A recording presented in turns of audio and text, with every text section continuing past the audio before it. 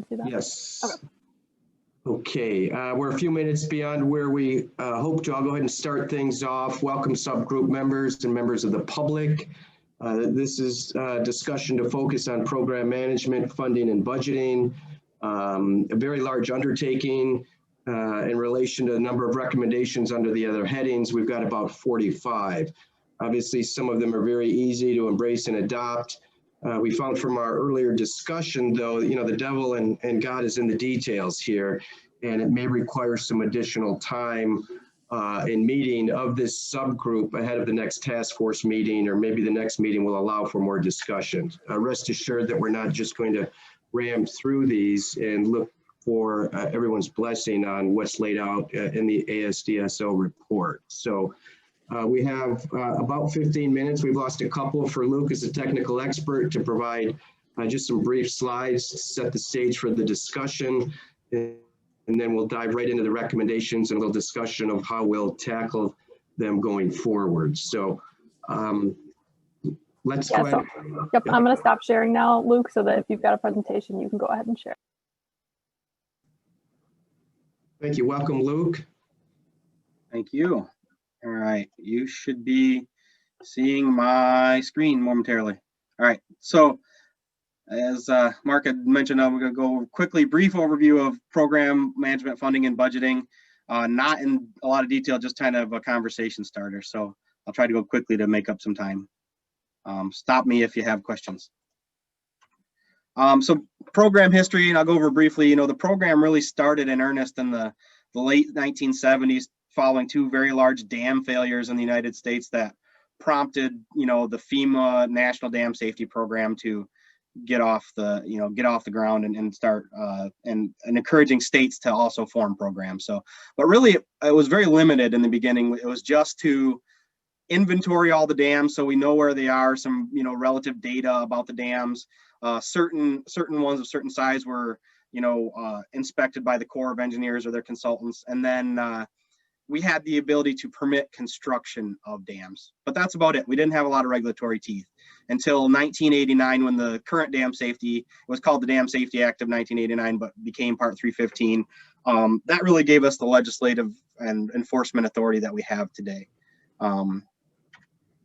Prior to 2006, the program was staffed with 3 engineers, a full-time supervisor, and then plus, part-time administrative and support staff to provide, hydrology and clerical stuff.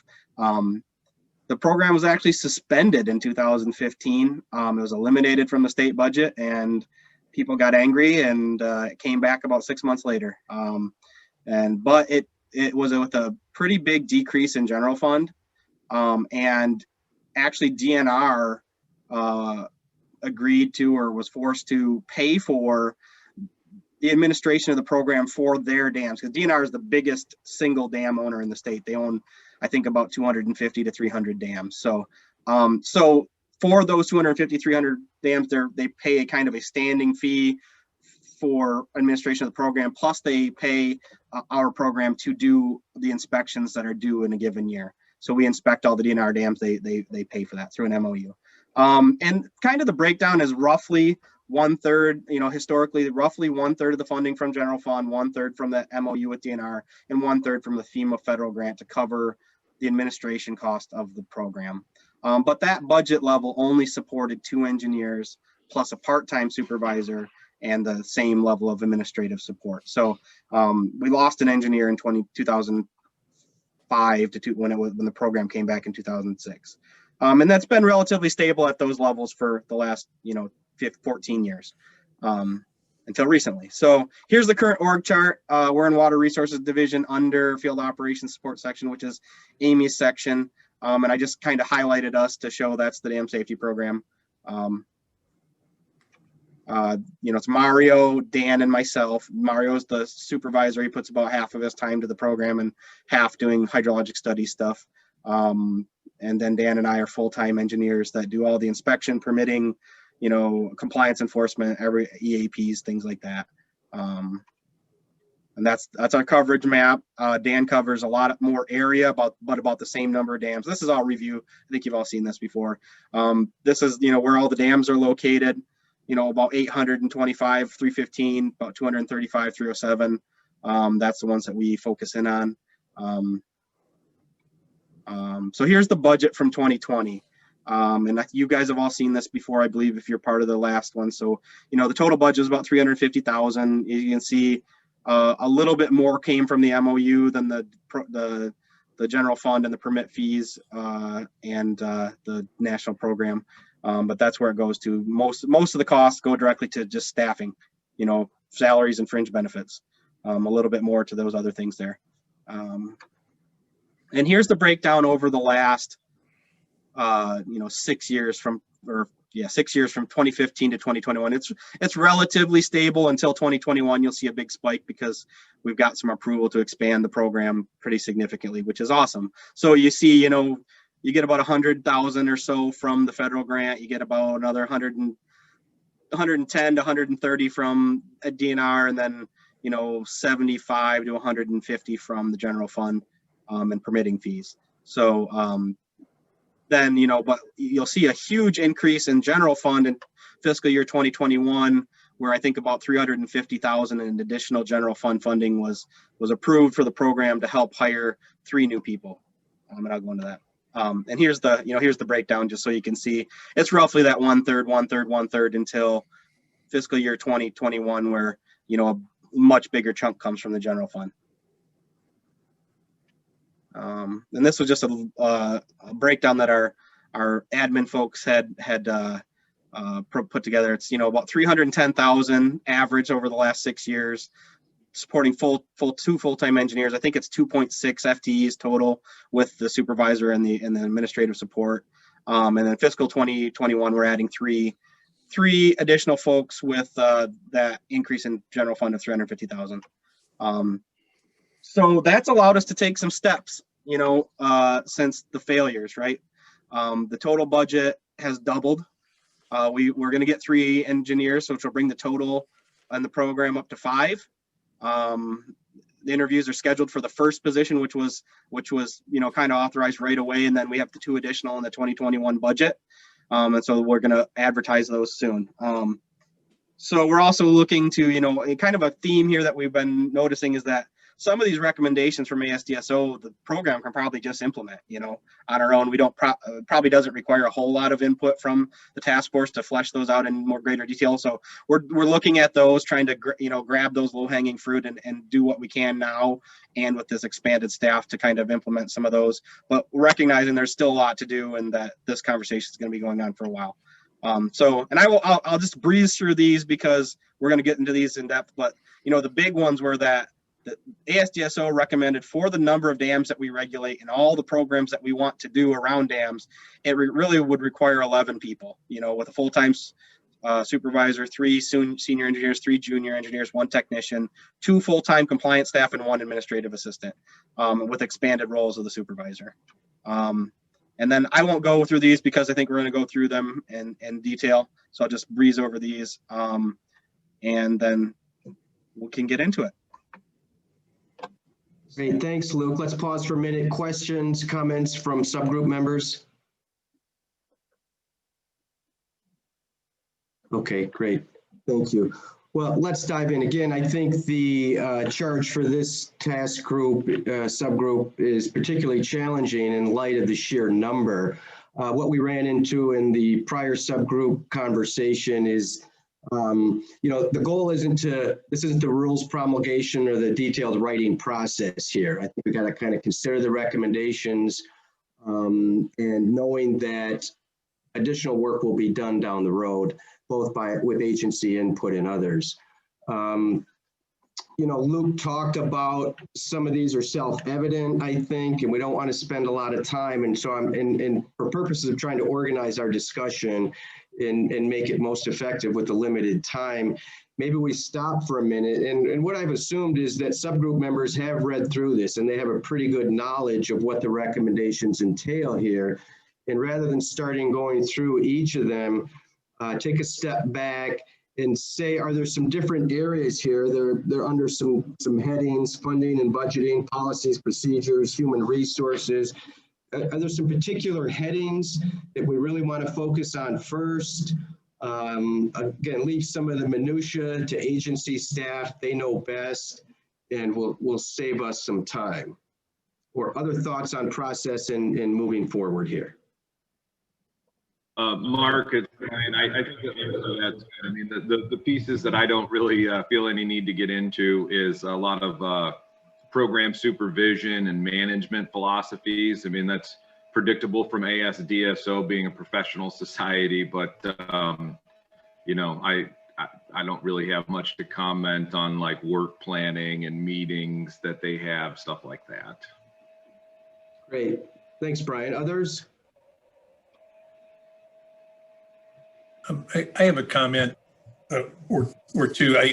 This one was just overwhelming. I could not get my brain around everything. Like Brian, I kind of just skipped a couple of sections, and I'm okay with that.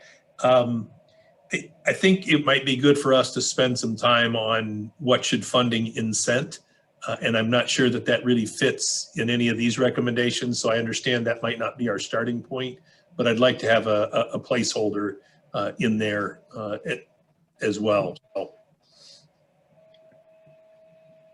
To Evan's point, and this is kind of a thing that we struggle with too, is, you know, where do you put the big recommendations from ASDSO to, one, establish an emergency dam safety fund for the state to utilize, and then how do you look at funding mechanisms for dam owners to be able to do things about dams? And we kind of tentatively put them outside of this group in the emergency response group because they're two huge topics, but I know that there's going to be a lot of nexus between the two. So just to raise that as another thing that probably is going to require some collaboration and further thought. Right. Thanks. And building on what Brian said too, I mean, it's not this subgroup's, you know, job to tell the department how to do its work, right? And at that level, Luke, and I don't know, you guys have obviously spent some time with these recommendations. Any guidance from you on how the subgroup might be the most informative and helpful for you to get where you'd like to go? So Luke, I can probably step in here. Elizabeth from PSC asked the department to kind of triage these recommendations because there are so many of them. And so we created a chart basically that pulls out the ones that the department would like the task force to specifically provide feedback on, and then lumped sort of the others that Brian and Evan are talking about into a list of things that the department can basically take the lead on, but they all require money and funding. So I think, you know, when we were thinking about this and thinking about the ones that Eagle could take the lead on, there were sort of three common themes that I think we would like the task force to look at. And one of them is sort of that level of staffing and funding, you know, what kind of feedback the task force has on sort of the level of staffing they'd like to see in the program. It probably doesn't have to get into the specifics like the ASDSO report did with like, you know, exactly 11 staff or whatever, but like, I think the way we're looking at these recent staffing increases is that's basically going to allow us to do a better job on the things that are already on our plate, but they won't necessarily allow us to do more of that. So like, what kind of things does the task force want us, new things does the task force want us to take on?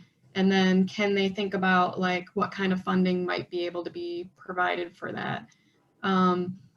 There's also some things in the sort of Eagle part of it that require like technology advances in the program. I guess we'd like some feedback on what the task force thinks as far as supporting, you know, those. And then I think there were, and I don't know, Mark, if you have that table that we created, or If I can interject, thank you, Amy, and please continue. I just, for the benefit of others, we did receive that table. The other members didn't have the benefit of seeing it, and it kind of reorganized everything, and I didn't want to confuse folks sort of late in the hours. So I think Aaron can pull that up and Oh, give so us. you still see the previous document? Is that still what you guys see? Right now, Yeah, we're not seeing the table, Aaron. All right, give me 1 second and I'll pull it up. And then the third thing that we kind of were thinking of that we could take the lead on, but we'd like some feedback on the task force for is the ASDSO recommended that we stop using our grant funds to run our program.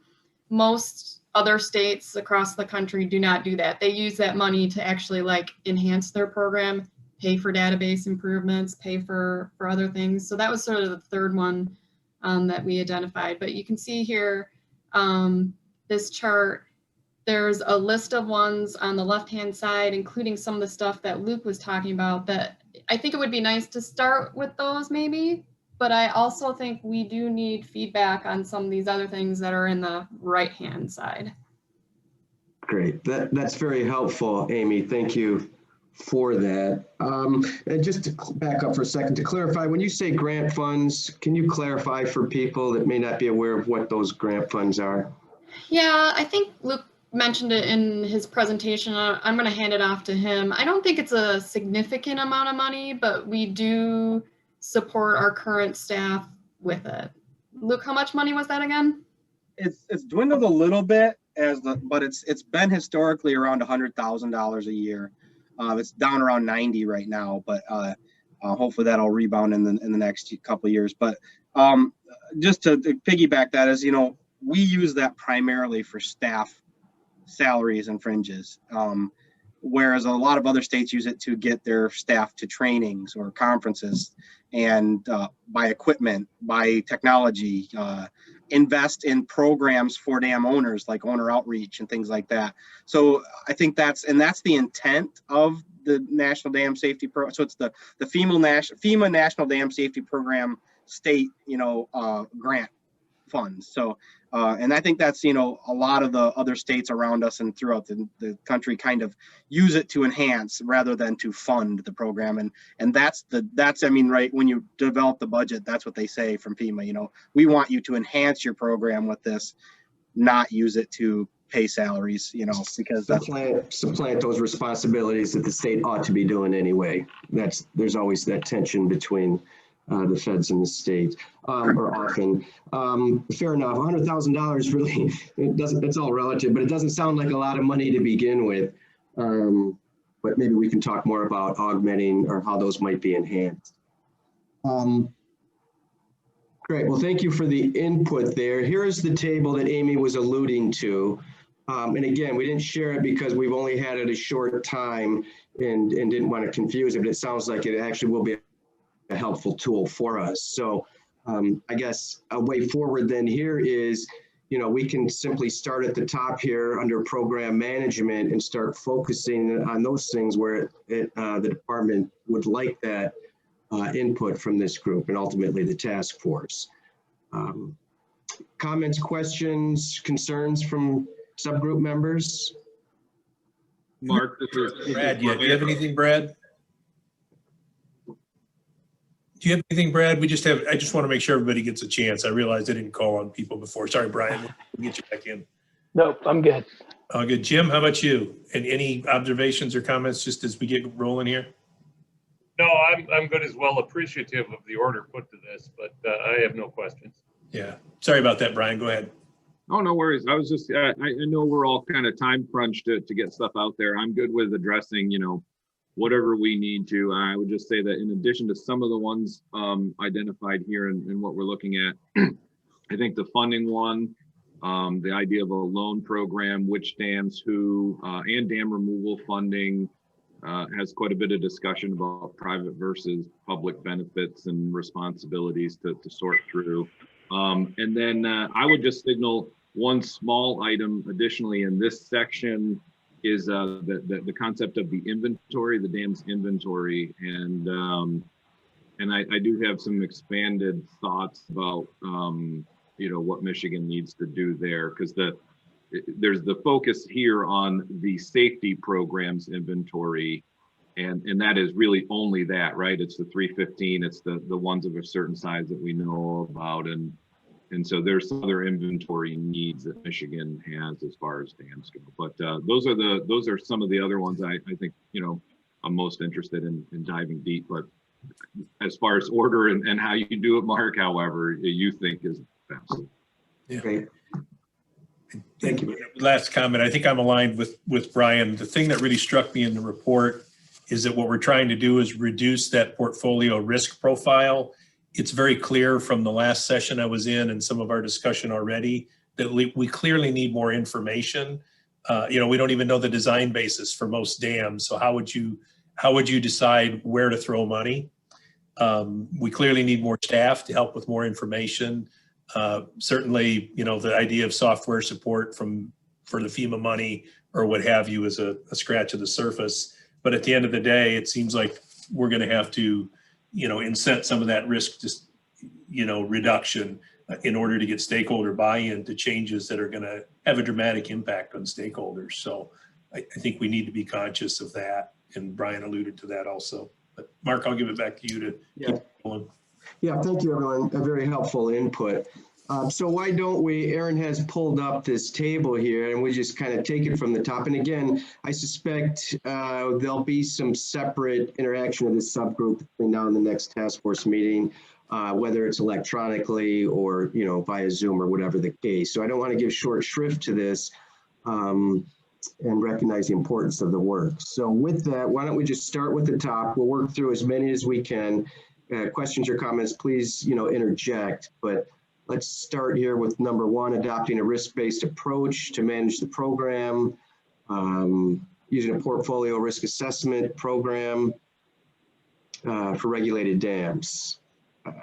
Comments, questions? Let me actually first ask the department. Luke, is there anything you want to clarify here or help people understand or make sure we all understand risk-based and what we're talking about here?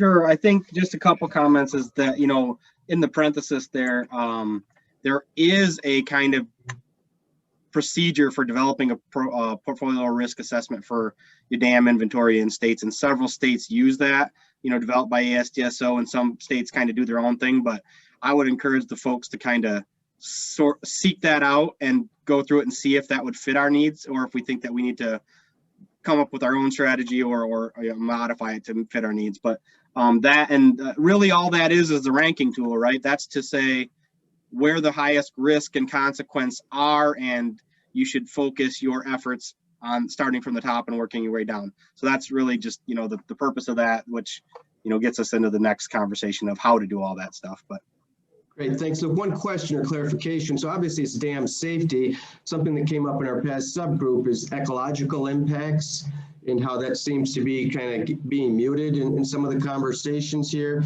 When we talk about risk-based approach, we're presumably talking about more than just public safety and property. Is that right? Or it's open for discussion? So inherently a little bit, and it kind of gets lost in the hazard potential classification for dams. Ecological impacts are considered. Some dams are high hazard potential dams, not because of the flooding impacts to public safety or structures or economics, because of the ecological and environmental impacts. I'm thinking of the dams on the Kalamazoo River in Allegan County that are in the PCB area of concern, from the paper waste, the mill stuff, So those typically aren't a flooding risk, it's the environmental impacts. But I don't think that kind of captures what you're talking about, which is just the presence of a dam and the operation of the dam, the impacts that has maybe. And that's not very well captured in our current system. But to some extent is captured in when we assign a hazard potential classification to a dam. Okay, thanks. I wasn't necessarily going there, but I mean, that's certainly a fair point.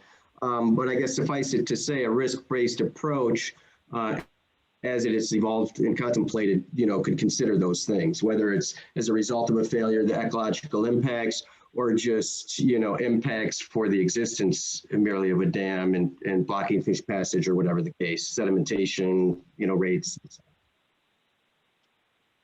Brian. Question for Lucas. You know, is this already kind of baked into the notion of having a 1-year inspection idea for high hazard, and then you go with 2 or 3 for significant, 5 for low? If you as a basis kind of react to those inspection reports coming in, you know, you would be reacting to the high and significant ones more frequently, and then you let the results of the inspections, the problems that are brought to you, guide you. So I'm trying to, I feel like if you go that base, you're on a reactive level, you're sort of doing this risk-based. Is this notion though spelt out here somehow different from that? Is that more of like for your proactive efforts, or how's that different than kind of reacting to different inspection frequencies? I think that, you know, the hazard potential and inspection frequency plays a large part in establishing the level of risk, right? You know, if you've got a dam with high consequence that's in bad shape, that gets more attention than a dam that's low consequence that's in bad shape.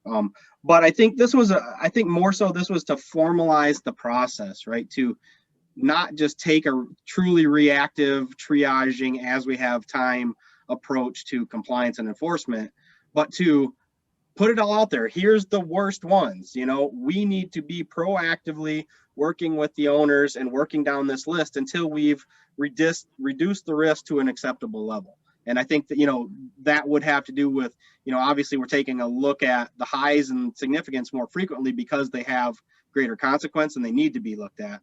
Whereas the lows, you know, maybe the time between inspections isn't a good thing, but the consequence of failure is low, that it might not warrant such a, you know, a close together look at them. So I think, but yeah, I really believe this was ASDSO's attempt to get us to formalize it and be more proactive in what they call a progressive enforcement strategy, where we don't just let it sit on the back burner until it becomes an emergency. We're working proactively with the owner to address these issues before they become an emergency.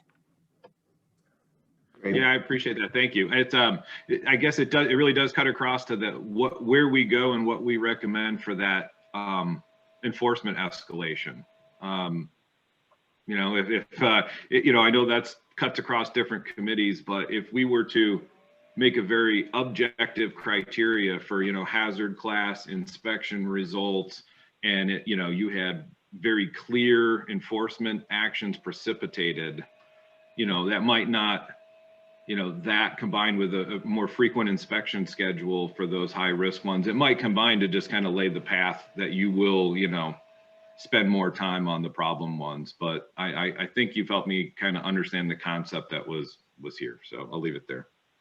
Thank you. Yeah, thanks, Brian and Luke. So back to the actual recommendation, based on this conversation, I might presume then that there's really no objections to this. Again, the devil's in the details, and those details would happen at some point, you know, after recommendations are formalized and set forth to the EGLE in the legislature.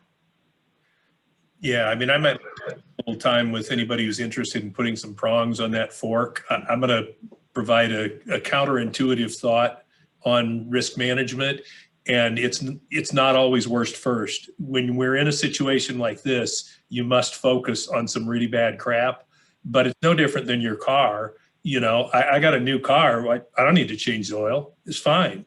And then all of a sudden, 12 years later, you got a car that's never had an oil change and it's in crap shape. Yet, you know, what you've done is sacrifice half of your serviceable life.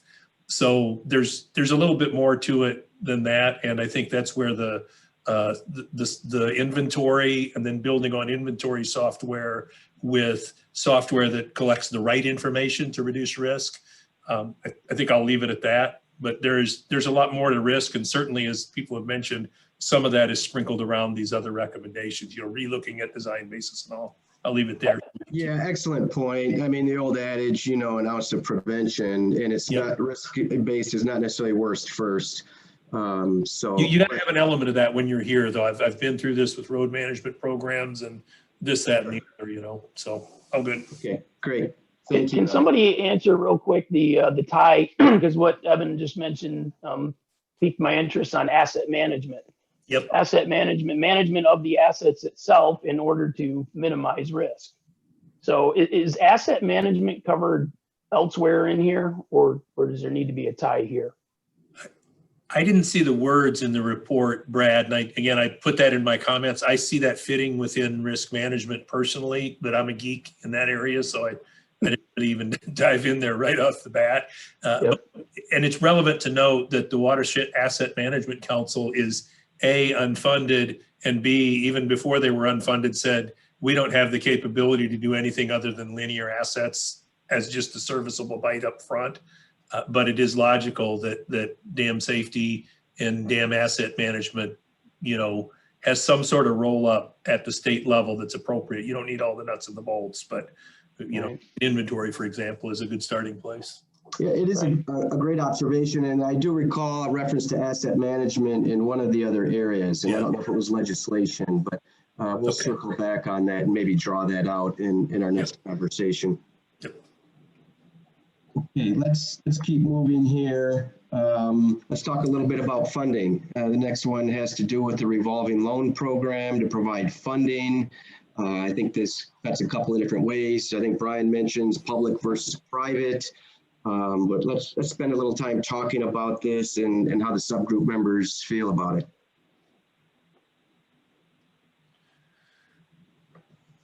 Well, if there's silence, I'll just say that, this is spelt out as the publicly owned dams, right? So we know that for the state level itself, the DNR is one of the big owners, and they're largely taking care of that. And to my knowledge, they're largely taking care of that and funding it out of programs that derive the benefits from the dams. Then you kind of left with what? Counties, cities, townships that may own them. And so the question kind of becomes, do they need a loan program set up by the state to invest or put into escrow the money that they will need if they decide to maintain and do repairs? I don't know the answer to whether that's a good, valuable need for those local municipalities, but I certainly, it's a good question for public owned ones. For private, I start getting, much more concerned about the public role in kind of helping to finance private dam ownership. And of course, have some other longer stuff about the need for, publicly funded removal funding as an option, since the benefits are derived by the public. Great. Thank you, Brian. Other subgroup members, thoughts, observations? So what Brian mentioned, obviously there's a political component to that too, I think, and what you're going to do private versus public. But just wanted you to know that we do have on the transportation side a state infrastructure bank that's available to all of the local road entities and ourselves, actually. That's very similar if anybody would be interested in a model. But it's valuable. It's very low interest loans and allows people to normally a lot of time it allows them to bridge the gap in funding of for different opportunities, but very low interest and provides a good benefit. I got a couple of thoughts to add on this one. One is, I think this is like a whole, table service of prongs on forks. And I'd suggest that maybe our recommendation is to have Eagle form a stakeholder work group to identify, and prioritize things that would, reduce the risk profile, address environmental as well as removal, whether or not they deal with public versus private. I think we need to spend a couple of minutes on as well. But I feel like this is one that needs some time and energy with multiple stakeholder input. And, that's again, not our role. I think here our role is to make sure that there's a marker put out there. And a corollary to that, Luke, I don't know if this is easy to get a hold of or not, but one of the other things I put in the survey for extra info was there's been a number of 225 million out there for the next 20 years for dams. I think it would benefit this group to see what's the basis of those numbers, what was included. I'd have to presume it doesn't include removals, it doesn't include private, and there's probably some other things. I mean, it's probably pretty limited in what it considers. And I'm sure there's a lot more out there than what was put together for whatever that was requested for. So it's my understanding that came from the dam safety unit, but I'm not sure who might have worked on it or when. I'll reach out to you offline, Evan, because I need to track that down and figure out where it came from too. Yeah. So I I want to make sure we're on the same page of what you're asking on that one. But No worries. I'm going through those. So yeah, but a couple observations I would say too, about 70% of the dams in Michigan are privately owned. So I think that any funding strategy has to consider private ownership, or whether private ownership is a sustainable model, or, that, yeah, exactly, all these issues. But the other thing is, what was I gonna say? I lost it, but it'll come back to me. I'll chime in if I remember. But that was the one thing I was gonna say is, that when they mentioned specifically revolving loan for municipalities, I said, well, that's a small percentage of the dam owners. What are we doing for the rest? So. Yeah, how do you reduce the profile? But by the way, this says funding. Usually when I see the word loan, I think financing. I'm absolutely in favor of recommending funding. I just want to make sure that this group is differentiating between those two words. I think we need to be suggesting that there's a pretty good sized annual allocation that provides grant carrots, whether it's 25% or 52% or whatever. I think that's more stakeholder group territory, but I think this one is one of the bigger numbers that we would be talking about. I'll shut up. Great, thank you. Luke, quick clarification, 70%, is that of what, approximately 2,600 dams in Michigan? 70% of what? 70% of regulated dams are roughly 70% are privately owned. And I can get you the exact numbers, but I would have to pull for the full 2,600, those stats, and those will be a little bit less reliable because we might not have done as much research into ownership because we don't have regulatory authority. So, you know what I mean? It's not current, and it might have changed since we looked at it, or we might not have put much effort. The thing that I was going to say that came back to me too is I would encourage this group or the group that Evan suggested is the stakeholder group, to let's pull from what other states are doing as well, because a lot of other states are tackling this same issue. And we know those people. We know the New Jersey Dam Safety Program people that have a long-standing, very successful revolving loan program for dams, and so we don't have to start from ground zero. I think we can reach out and get some more information about what other people are doing and pull the best examples and maybe model those in addition to what MDOT's going on. That's the first I'd heard of that. I'd like to hear more about that sometime too. Okay. Great, thanks, Luke. Let's keep moving forward. And just again, we're going to run out of time shortly here. What I would anticipate is I'd like to spend some time, Luke, with you and department staff in working through this list a little bit more. And what I would envision is a distillation of this even further, and getting back to the subgroup members to make our time go a little bit further next we meet. So. This is good discussion. I don't think there's any opposition to a revolving loan fund like a lot of them. The details are crucial here, but that would occur at some point down the road. Number 3 there, this seems somewhat related to what we've been talking about. I don't know what we want to say about this. I mean, I don't know why there'd be any opposition to it. But again, any comments, thoughts on this one, number 2 under funding and budgeting?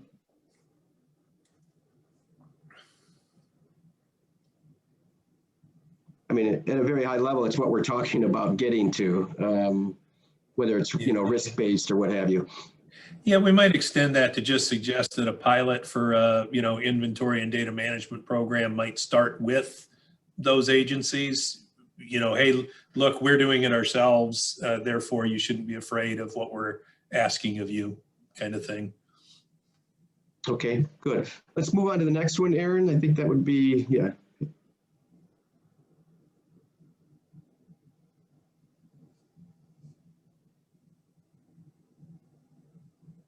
So of course, you've heard of this Dam Safety Emergency Fund to be built over time. I'm not going to read all of this. I think you understand the concept of it. Luke, before we open it up, any input from you as staff on this particular recommendation? Just since it mentions fees, I would encourage you guys to look at, I know Dan presented on fees. The dam safety review fees are laughable.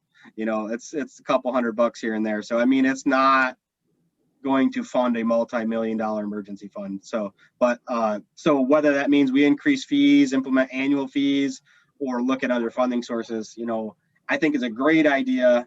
I don't think that permit review fees are going to fund it. So that's it. Okay, thank you for that. Comments? Are the fees codified in legislation or rules or anything? Yes. Yeah. Okay. The only ones that are sizable are for construction of new dams, and I think the highest one we charge is like 3,000. But for a dam removal project, for a large scale rehabilitation project, for anything, it's $200. So I mean, it's not much, and we don't require any annual fees from dam owners to own and operate a dam or anything like that, like a licensing fee or anything like that. So other states might. Thank you. Okay, let me ask quickly, any financial responsibility requirements, bonding of dam owners, Luke, currently that you work with, and what extent has that been discussed? So we have like financial assurances built in for construction of new dams only. And that happens, as somebody mentioned, very, very infrequently. We can require financial assurances if the project impacts wetlands or other things under other statutes, but we have very limited ability to require financial assurances for dam construction projects, you know, for that. The only bonding capacity, you know, for dam owners I'm aware of is under Part 307 for delegated authorities who want to construct or make improvements to a legal lake level control structure.